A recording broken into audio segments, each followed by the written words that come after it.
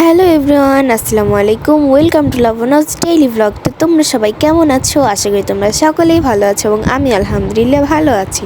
অনেক দিন পর চলে আসলাম একটা লং ভিডিও নিয়ে। আজকে চলে যাচ্ছি আমরা ময়মনসিংহ, তাই সকাল সকাল বের হয়ে পড়েছি। আজকে যাব আমার বোনের কাছে। ও ওখানে পড়াশোনা করে, অনেক দিন ধরে ওকে দেখি না। ও পড়াশোনা করতে করতে একদম অনেক টায়ার্ড হয়ে গেছে। ওর মনটা ফ্রেশ হবে এবং আমরা একটু ঘুরে আসবো। তো ময়মনসিংহে কী করলাম না করলাম সবই তোমাদের সাথে শেয়ার করব। যদি দেখতে চাও সাবস্ক্রাইব করতে ভুলো না এবং লাইক কমেন্ট শেয়ার করে পাশে থাকো। তুতুলকে এগিয়ে দিতে দেখো ওর নানুও চলে এসেছে। সামনে আম্মু আর তুতুল বসবে, আর পিছনে আমি আর কনিকাপু বসেছিলাম। তো তারপর সবাই গাড়িতে বসে আল্লাহর নাম নিয়ে রওনা দিচ্ছিলাম দিদুর কাছে যাওয়ার জন্য। আমি তো অনেক বেশি খুশি ছিলাম, কারণ আমি দীর্ঘ 1 মাস পর দিদুর কাছে যাচ্ছিলাম।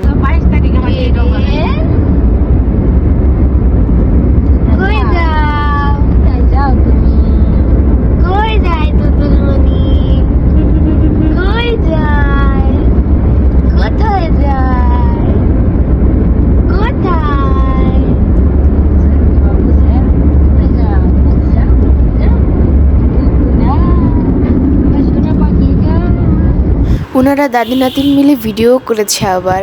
তো দেখো ছবি তুলতে তুলতে ভিডিও করতে করতে আমরা একদম দিদুর ক্যাম্পাসের সামনে এসে পড়ছি, দিদুর হোস্টেল গেটের সামনে এসে পড়ছি।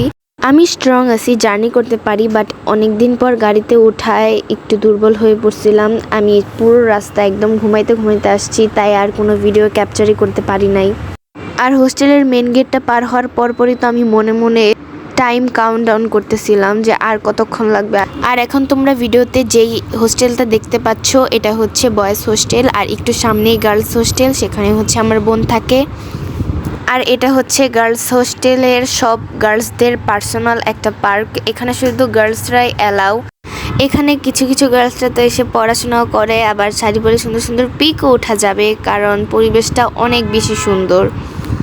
আর এই পার্কটার ঠিক অপোজিটে আমার দিদুর হোস্টেলের আর কি গেটটা। আর এই সময়টাতে আমার ভিডিও করার কোনো মুডই ছিল না, মানে মনের বিরুদ্ধে ভিডিও করতেছিলাম, বিকজ তখন আমার একটু এনার্জি হইতেছিল না। তোমরা আমার ফেসটা দেখে বুঝতেই পারতেছো জোরের উপর আমি আর কি ভিডিওটা করছি, কারণ ব্লগে তো অ্যাড করতে হবে নাকি।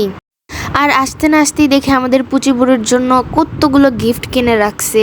আগে ময়মনসিংহ আসলে দেখা যেত যে আমার জন্য গিফট কিনে রাখছে, আমার জন্য কিছু না কিছু কিনে রাখছে। আর এখন ময়মনসিংহ আসলে আমার জন্য কিছু পাই না, মানে আমি দেখতেই পারি না যে আমার জন্য কি কিনছে। তারপর হচ্ছে আমার বোন যখন আমাদের বাসায় আসে ধনবাড়িতে, তখনও দেখা যায় যে আমাদের বেবির জন্য অনেকগুলো গিফট কিনে আনছে, বাট আমিও একটাই পাই না। আমার আদরের আমার গিফটের সব ভাগ নিয়ে গেছে উনি। আর এই যে দেখো সবগুলো ড্রেসের থেকে এই ড্রেসটা সবচেয়ে বেশি কিউট না?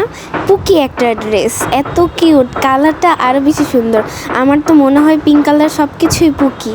দেন বেশি কথা না বলে সোজা বসে পড়লাম খাওয়ার জন্য, কারণ জার্নি করে এসে আমার অনেক বেশি ক্ষুধা পেয়েছিল। আমরা যেহেতু ওর হোস্টেলে বেড়াতে গিয়েছিলাম, ও শ্বশুর বাড়িতে না, ও তো আর আমাদের জন্য রান্না করে রেখে দিতে পারতেছিল না। আবার হোস্টেল থেকে এতগুলো মানুষের জন্য একবারে এত খাবার নেওয়াটাও পসিবল না, তাই আম্মু বাসা থেকে রান্না করেই নিয়ে গিয়েছিল। কিন্তু আমি খাচ্ছিলাম ওর হোস্টেলের খাবার, কারণ ওর হোস্টেলের খাবারটা আমার কাছে অনেক মজার লাগে, বিশেষ করে মুরগির মাংসটা। তা আমি তাই খাচ্ছিলাম আর দিদিকে বলতেছিলাম যে তোমার হোস্টেলের মুরগির মাংস আমার কাছে অনেক মজা লাগে। আর ও বলতেছিল প্রথম যখন আমি আসছিলাম তখন আমার কাছে অনেক মজা লাগছিল, প্রথম কয়েকদিন মজা করে খাওয়াই যায়, কিন্তু তারপর থেকে আর মজা লাগে না। তারপর খেতে খেতে একটা জিনিস চোখে পড়লো, আর আমি যেহেতু ওর পরের টেবিলে খাচ্ছিলাম, দেখেছি পরের টেবিলে ওর মোটিভেশনাল কিছু কথা লিখে রাখছে। তারপর দেখি ওর টেবিলে একটা কাবেরি মেহেদিও আছে, তো ভাবলাম দিয়ে ফেলি। মেহেদি আমার অনেক বেশি পছন্দ, আমি একটা মেহেদি লাভার। মেহেদি যদি আমার কাছে থাকে, মেহেদি শেষ না হওয়া পর্যন্ত আমি দেওয়া বন্ধই করি না। বাসায় মেহেদি থাকলে আমার হাত কখনোই খালি থাকে না।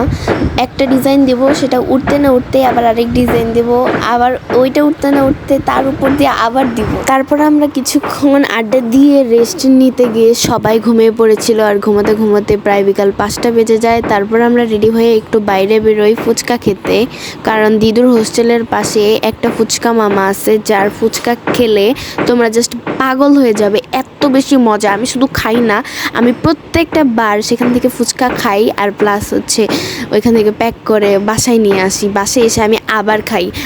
তারপর আমরা সবাই মিলে গাড়িতে উঠে পড়ি ফুচকা মামার ফুচকা খাওয়ার জন্য। আর এদিকে আপাতত আমাদের পুচুপুরি আমার উন্নাটাই খাচ্ছিল। এটা ছাড়ো, এসব কি? এই যে এই যে এই যে high high high high high high. ওই বুঝকা মামা আছে, মানুষ নাই বলে। ওই যে মামা, মামা ওই যে মামা, ওই যে মামা। আসি বাবু, আমার ভাইরাল করে দিব। আর এই টাইমে আমাদের পুচুপুরির সাথে শুরু হয়ে যায় ছোটখাটো একটা যুদ্ধ। এই টাইমে সে মনে মনে ভাবতেছিল, তোরা কি পাইছিস আমাকে? হ্যাঁ, ছেড়ে দে আমাকে। আমাকে কি ছবি তোলার জন্য ভাড়া করে এনেছিস তোরা? এমন শুরু করছিস কেন? বেশি কিছু বলবো না, লাস্টে কয়েকটা পিক অ্যাড করে দিছি। সেই পিকগুলো দেখলে তোমরা বুঝতে পারবে ওর সাথে কি হয়েছে। আর এই তো দেখো, কথা বলতে বলতে আমাদের ফুচকা চলে আসছে। তো এদিকে কিন্তু আম্মু অলরেডি খাওয়া শুরু করে দিয়েছে। তো প্রথমেই আম্মুর কাছ থেকে ফুচকার রিভিউটা নেওয়া যাক। তারপর আর বেশি কথা না বলে টুক করে আমার মুখে একটা ফুচকা পুরে নিলাম।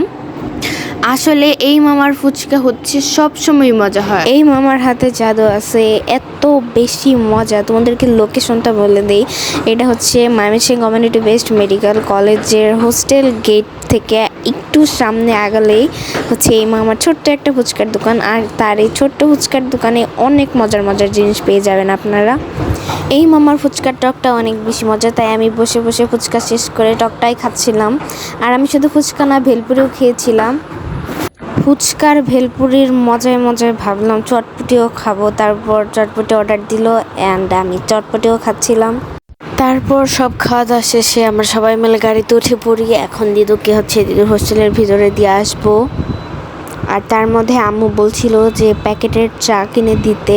এখানে হচ্ছে প্যাকেটের দুধ চা পাওয়া যায়, চার গুঁড়ো। সেগুলো হচ্ছে গরম পানি করে মিশালে একদম অনেক মজার একটা চা ফ্লেভার পাওয়া যায়, মানে ঘরের তৈরিটার থেকে অনেক মজা। সেটা কিনতে পাঠিয়েছি।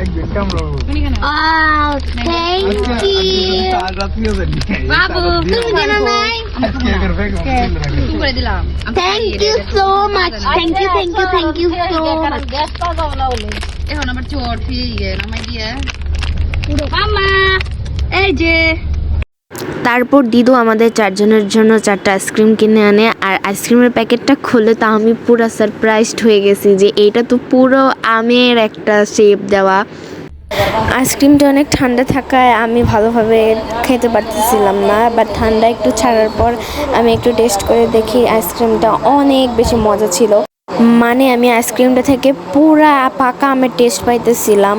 আইসক্রিমটা খাওয়া মানে অদিনে পাকা আমের স্বাদ পাওয়া। আইসক্রিমটা অনেক ইয়াম্মি ছিল। আর এদিকে আমাদের পুচু ভরে আমাদেরকে চোখ লাগাচ্ছিল যে এই তোরা একে একে খাচ্ছিস, আমাকে দিচ্ছিস না কেন। তারপর আসলে সবচেয়ে বেশি কঠিন সময়, যেটা না চাইলেও করতে হচ্ছে। আমার তো এখানে দিদুকে রেখে যেতে ইচ্ছাই করতেছিল না। আমার তো মনে হচ্ছিল ওকে নিয়ে যাই, আর না চাইলেও ওকে বাইটাটা দিয়ে ওকে এখানে রেখেই চলে যেতে হচ্ছে। আমি তোমাকে অনেক বেশি মিস করব দিদু। আর ওর হোস্টেল থেকে আমরা এখন সোজা চলে যাব হচ্ছে হসপিটালে। আমরা এখন যাচ্ছি স্বদেশ হসপিটালে। সেখানে হচ্ছে কণিকা আপুর কানের ডাক্তার দেখাবে। এখন তোমাদেরকে একটা সচেতনতামূলক কথা বলি, যারা ধনবাড়িতে আছো তারা কখনোই অভিজ্ঞ ডক্টর ছাড়া কখনোই কানের কিংবা নাক কান গলা চোখ এসবে ডাক্তার দেখাবে না। আমার কণিকা আপুর কানে সামান্য কিছু প্রবলেম হয়েছিল, বাট ধনবাড়ির ডাক্তারগুলো বলেছিল যে ওর কানে নাকি অনেক ময়লা হয়েছে, সেটা পরিষ্কার করতে হবে। আর পরিষ্কার করার নামে সেখানে পিচকারি দিয়ে ওর কানের ময়লা পরিষ্কার করতে গিয়ে ওর কানের পর্দাটা, মেইন পর্দাটা সেটা ছিঁড়ে গেছিলো।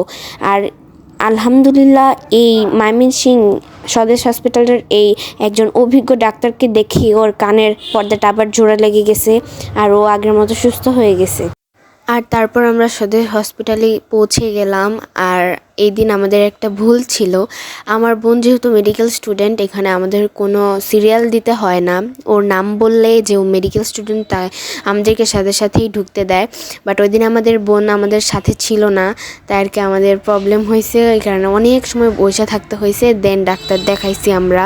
আর আমাদের পুচুপুরি তো মাশাআল্লাহ, সে যেখানে যায় সেখানে গিয়ে এনজয় করতে থাকে। তার শরীরে তো মানে দুর্বলতার কোনো দিকই নাই, সে সবসময় ফুল এনার্জি নিয়েই থাকে। মাশাল্লাহ মাশাল্লাহ, সে অনেক প্লেফুল একটা বাচ্চা, সবাই মাশাল্লাহ বলে যাবেন, কেউ মাশাল্লাহ বলতে ভুলবেন না। তারপর আমাদের পুচুপুরির ঘুমের টাইম হয়ে যায়।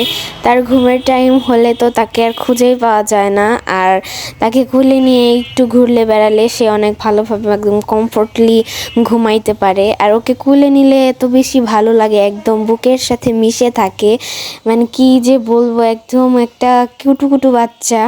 আর এই তো দেখো, সে আমাকে ভিডিও করতে দিচ্ছে না, বারবার ক্যামেরার মধ্যে আর কি গুতাগুতি করতেছে, এই সরো আমার ঘুম পাইতেছে, তুমি কেন ভিডিও করতেছো, শুধু ডিস্টার্ব করো আমাকে। সে খুবই ডিস্টার্ব ফিল করতেছিল, তাই ভাবলাম আর ভিডিও না করি আর না জ্বালাই তাকে। সব শেষে সে ঘুমিয়ে পড়লো, আর আমাদের সিরিয়ালটাও পড়ে গেল। তাই আমরা ডক্টরের চেম্বারের ভিতরে গেলাম, আর ডক্টরটার ব্যবহারও অনেক বেশি ভালো। সে তো কণিকা আপুকে মা ছাড়া কোনো কথাই বলতেছিল না। তারপর আমরা সব কাজ শেষ করে গাড়িতে উঠে আল্লাহর নামে বাসায় আসার জন্য রওনা হলাম। আর আজকের ব্লগটা এই পর্যন্তই। তোমরা সবাই ভালো থাকো, সুস্থ থাকো, আবার দেখা হচ্ছে নতুন কোনো ব্লগে। Thanks for watching, bye bye.